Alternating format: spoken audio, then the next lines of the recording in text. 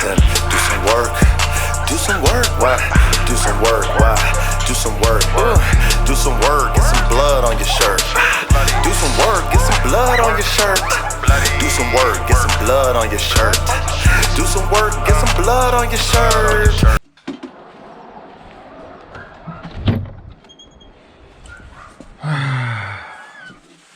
Okay, world. Let's get to our topic of discussion. We just got done taking care of the top half of my area up here, as far as where the puppies are, and then took care of Stud Island. So, drink me some water.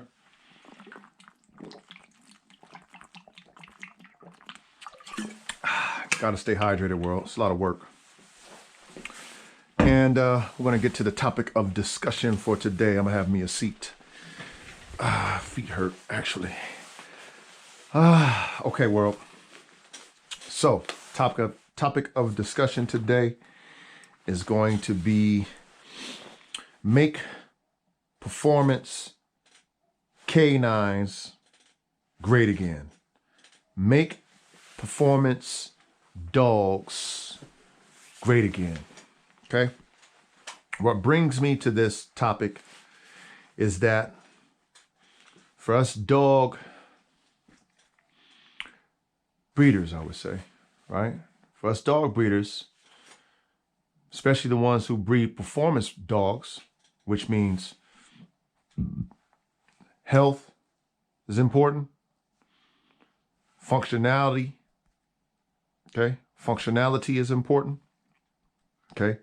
And performance, working ability is important. Those three things are very important to us breeders who breed performance dogs. Now, the market today is very cosmetic when it comes to dogs. It's what you see visually that appeases you is what people are driven to, okay? Now, the reason why I say make performance dogs great again is because when you, speaking from a consumer standpoint, when you, from a consumer standpoint, want a pet or a dog, right? And you see these big dogs, for example, since we're talking about, well, let's make them comparable. These big dogs with, let's say, these beautiful coats, you know what I mean? Different color tries and different color merle patterns and different things like that. That becomes, something that appeases the eye. You know what I'm saying? These colors, right? On these dogs. And people tend to gravitate more towards what a dog's fur coat is versus what a dog's health is, temperament is, performance is, and functionality is, right? Which is, of course, is backwards.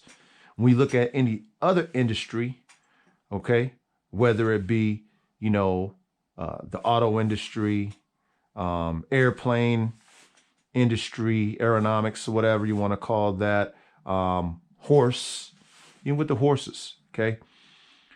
A healthy, functional, performing, okay, horse or vehicle or plane. I can't even say plane. We're talking about healthy and stuff like that. Well, let's talk about, let's say horse. Okay, those are gonna go for big money, right? Those are gonna go for, a nice sum of change. Horses come in all colors and all sizes, of course. But, the color of the horse doesn't really dictate the price tag, right? Same thing with the cars, right? You got cars that come in all colors. It's easy to paint a car a certain kind of color. It's easy to breed for color, right? That's easy to do, especially now that we have these genetics that you can, look up and you can see the color codes genetically and you can match the color codes and get those colors, right? So it's easy. However, performance though, right? getting a dog to perform or animal to perform at a certain level, that's not easy. You have to put certain dogs together and hope based off of those dogs that, the performance matches in their offspring, right? Same thing with horses and animals like that, right? So today is very faddish when it comes to dogs. Lots of fads, 180-pound dogs, the biggest dogs, that's a fad. The shortest, most, freaked out dog, that's a fad. All these different colors that these dogs come in are fads, right? And fads come and go. A working dog, though, for example, right? A working dog, which is performance dogs, they never fade out. You know what I'm saying? However, they've lost popularity. Okay, and the dog game, especially specifically, is very backwards, very, very, very backwards. And that is something that me as a breeder with my program, I'm hoping to shift through the dogs that I have planned, to create and that I have created. I'm hoping to shift that, of course we want our dogs to visually be appealing to us. So we're not taking away from that. However, like cars, okay, when you buy a sports car, you got a base model, you got a mid model, and then you got the premium model. And then you have the premium with the sports package, right? Now, the premium with the sports package is going to cost more because it comes with more features to perform. So, of course, you got to pay for that, right? Same thing should be with the dogs. When you got a dog with great temperament, excellent drive, working drive, right? The desire to work, okay? Functionality and ability, you know what I mean? Being able to function at a high level, being able to, breathe and different things like that. That should cost just like cars do, right? You know what I mean? And of course you want it to look good, right? That should cost more than a dog with a pretty color. You know what I'm saying? Or a 180-pound dog that, can't really do much because it's too heavy. So my mission with my program is to make performance great again. Make performance dogs great again. That is my goal here at the Bully Gods. Okay? That's my goal here at Formula One Performance Canines. Okay? That's my goal. And, it's an uphill battle, I would say. It's an uphill battle because people don't really respect it. You know what I mean? Not everyone. Some of us do, like myself, and there's other dog fanciers and dog breeders who respect it. You know what I mean? We like a dog that can live over 12 years old, 12 and over, and that can breathe and that can function and that can do something besides just look cute, in my house. It could protect my family.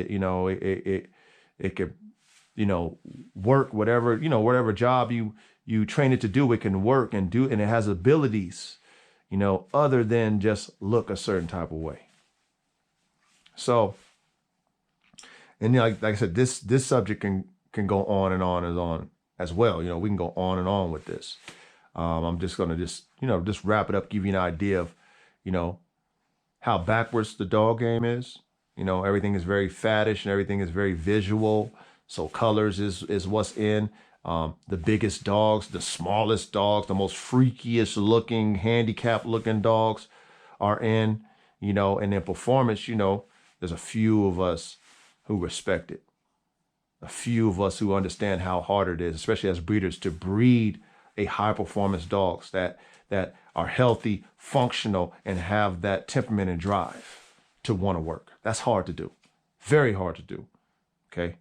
And the icing on the cake is that it looks good too. That's the icing on the cake for us. But it's hard to build a functioning, okay, high performance dog that can perform at a high level, not a regular level, but a high level, efficient level, and be healthy. Okay? So, yeah, I got more work to do. You already know I got to go down, take care of Draca and AR-15. Got to, clean their kennel out, feed them. Also got to go down and take care of the bitches' barracks, get them all cleaned up and fed, and then, do my checks and balances up here with the puppies, and then badeep, that's all, folks. So, yeah, make high performance dogs great again. That's what I'm going to do. And I hope that you, as my followers, will support me on that. Not only just, with the pats on the back and say, yeah, man, I agree. But when I produce these high-level dogs and y'all see them available, man, make sure you get one so you can see what I'm talking about my dogs, okay, being Formula One level performance dogs. That's what I produce, Formula One level performance dogs. So, man, sheesh. Good Lord, man, the work. 3 times never stops, world. The work, 3 times never stops.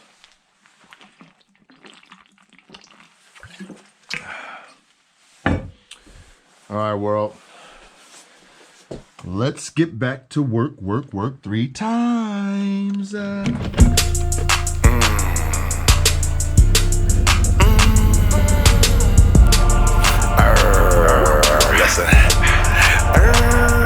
Listen, do some work, why? Do some work, why? Do some work, do some work, get some blood on your shirt. Do some work, get some blood on your shirt. Do some work, get some blood on your shirt.